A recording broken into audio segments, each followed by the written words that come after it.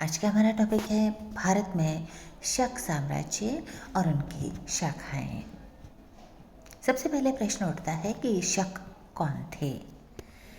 तो शक मध्य एशिया में रहने वाली एक घुमक्कड़ जाति थी, जिसे कालांतर में वहाँ की युची नामक जनजाति ने खदेड़ दिया।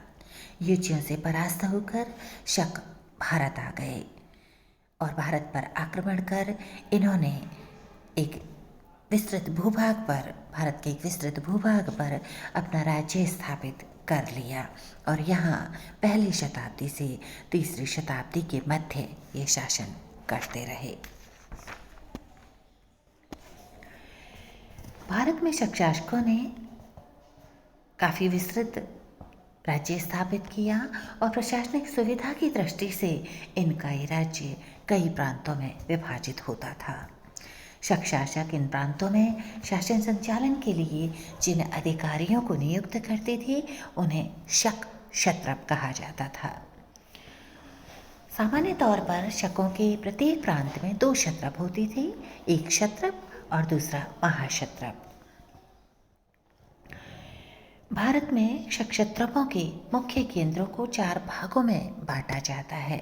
पहला उत्तरी भारत के क्षत्रप, दूसरा पश्चिमी भारत के शक शहरात, तीसरा मथुरा के क्षत्रप और चौथा उज्जैनी के क्षत्रप। सबसे पहले हम बात करते हैं उत्तरी भारत के क्षत्रप की। उत्तरी भारत में शकों के मुख्यतः कपिश, पुष्पपुर, कुशलुक, इंद्रवर्मन क्षत्रप वंशों ने शासन किया। इनके ये वंश आधुनिक तक्षशिला के उत्तर में स्थित प्रदेशों में शासन करते रहे और अन्य वंशों ने पंजाब के कुछ भागों पर शासन किया। दूसरा है पश्चिमी भारत के क्षत्रप। पश्चिमी भारत में जिन क्षत्रप वंश ने शासन किया, जिस क्षत्रप वंश ने शासन किया वह शहरात वंश के नाम से प्रसिद्ध है। शहरात वंश के क्षत्रपों के शासन का केंद्र नासिक था, इसलिए हम इनको नासिक के क्षत्रप भी कहते हैं। इस वंश के प्रसिद्ध शासकों में भूमक और नहपान 2 प्रसिद्ध शासक थे। भूमक के अधिकार क्षेत्र में सौराष्ट्र और मालवा का प्रदेश था और पश्चिमी राजस्थान और सिंध का प्रदेश भी उसके साम्राज्य का हिस्सा था। नहपान पश्चिमी भारत के क्षत्रपों में नहपान का नाम सर्वाधिक उल्लेखनीय है। उसकी बहुत सारी मुद्राएं मिली हैं। वह एक महत्वाकांक्षी शासक था और उसका राज्य भी काफ़ी विस्तृत था। उसके अधिकार क्षेत्र में महाराष्ट्र का कुछ भाग, मालवा, अपरांत, गुजरात, काठियावाड़ और पश्चिमी राजस्थान का कुछ भाग रहा। जोगलथम्बी में नहपान की बहुत सारी मुद्राएं मिली हैं। इनमें ज़्यादातर मुद्राएं ऐसी हैं जिन पर गौतमीपुत्र सातकर्णी ने अपना नाम मुद्रित करवाकर पुनः प्रसारित उन्हें करवाया था। ऐसा लगता है कि नहपान गौतमीपुत्र सातकर्णी से परास्त हो गया था। नहपान शहरात वंश का अंतिम शासक था और उसकी मृत्यु के बाद ही इस शासक वंश का अंत हो गया। मथुरा के क्षत्रप। मथुरा में शक शासकों ने शासन किया।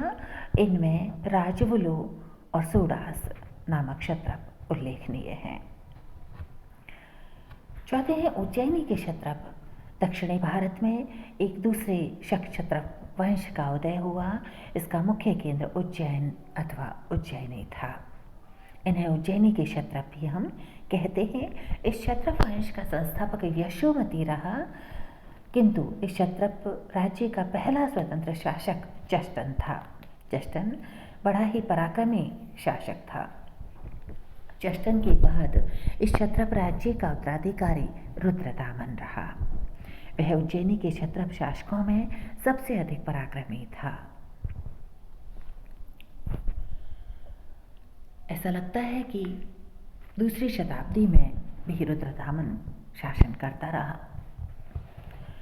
रुद्रदामन की बहुत सी चांदी की मुद्राएं मिली हैं जिनसे उसके राज्य विस्तार की जानकारी मिलती है।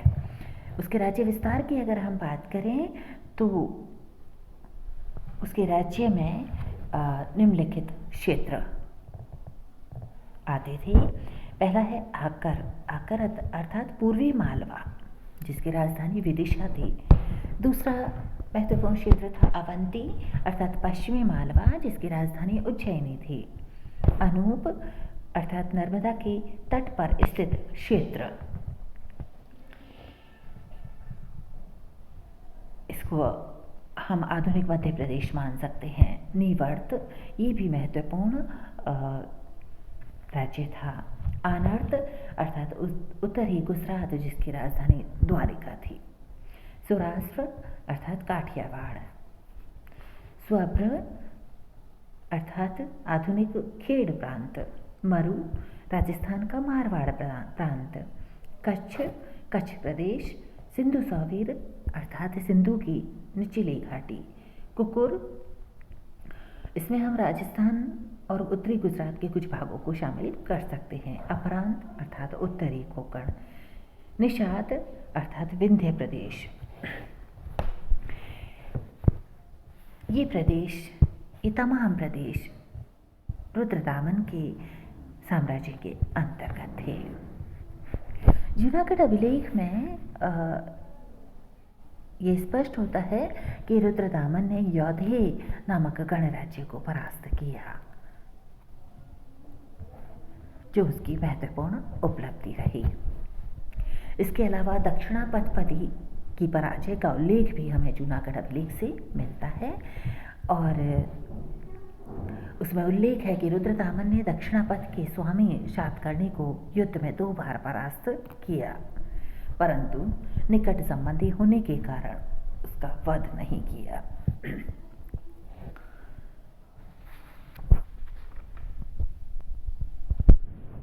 ये रुद्रदामन की महत्वपूर्ण उपलब्धियां रही हैं। अगर हम उसके शासन प्रबंध की बात करें तो रुद्रदामन विजेता होने के साथ साथ एक अच्छा प्रशासक भी था। उसने अपने साम्राज्य को अनेक प्रांतों में बांट रखा था और प्रत्येक प्रांत में अपने अमात्य नियुक्त कर रखे थे। रुद्रदामन की शासन पद्धति में सचिव और अमात्यों का खास स्थान था। शासन में सहायता देने के लिए मति सचिव अर्थात परामर्शदाता और कर्म सचिव अर्थात कार्यकारी अधिकारी नियुक्त होते थे। रुद्रदामन के शासन में मंत्री संपद का भी महत्वपूर्ण स्थान था। उसकी शासन पद्धति प्रचलित प्राचीन सप्तांग राज्य व्यवस्था के समान थी। रुद्रदामन ने भूमि कर 1/6 नियुक्त कर रखा था। अगर हम उसके व्यक्तित्व की बात करें तो रुद्रदामन एक सर्वश्रेष्ठ शासक था। उसके लेख और मुद्राओं से ये प्रतीत होता है। वह विद्यानुरागी था। उसके व्यक्तित्व और चरित्र में शिक्षा और विद्या का वांछनीय प्रभाव था। धर्म के प्रति अनुरागी था। उसने धर्म कीर्ति का विस्तार किया। अपनी शरण में आए हुए लोगों को वह शरण देता था, उनकी रक्षा करता था।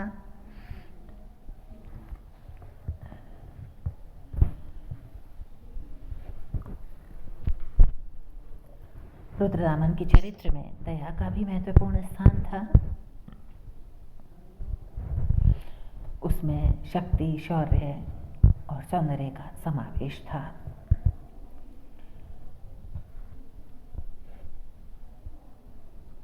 शकों में वह सर्वाधिक महत्वपूर्ण और शक्तिशाली शासक रहा, जिसकी उपलब्धियां उल्लेखनीय हैं।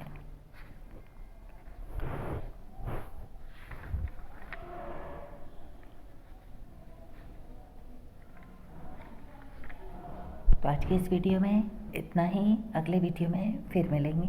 धन्यवाद।